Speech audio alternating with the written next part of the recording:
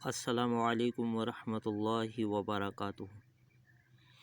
मेरे अज़ीज़ दोस्तों, भाइयों और मुझे सुनने वाली मेरी बहनों और पढ़ने वाले जो मेरे छोटे बच्चे हैं,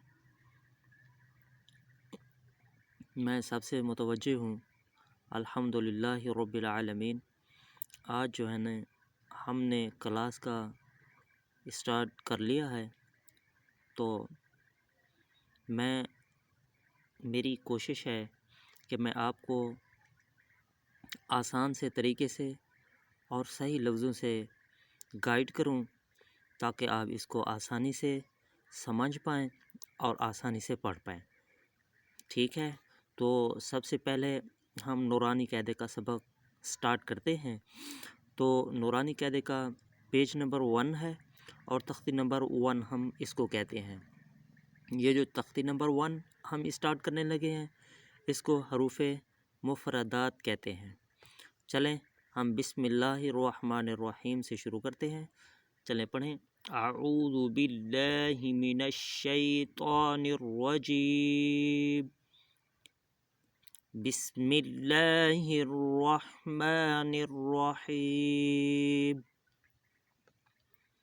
बिस्मिल्लाहिर्रहमानिर्रहीम।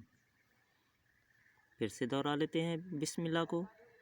बिस्मिल्लाहिर्रहमानिर्रहीम। ठीक है, तो यहाँ से शुरू करने लगे हैं आप। अलिफ अलिफ बा बा ता ता सा सा जीम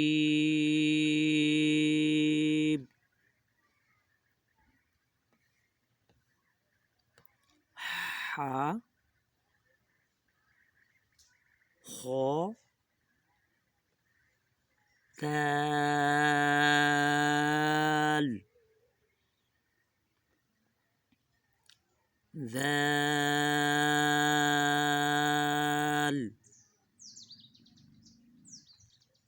रो रो ज़ ज़ सीन शीन صاد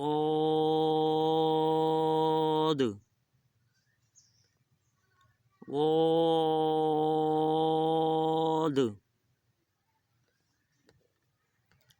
طا طا ظا ظا عين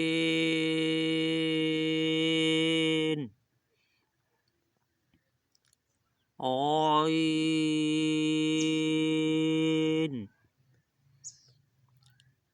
فا فا قاف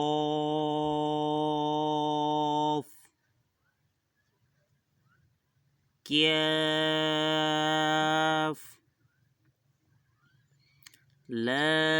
لام ميم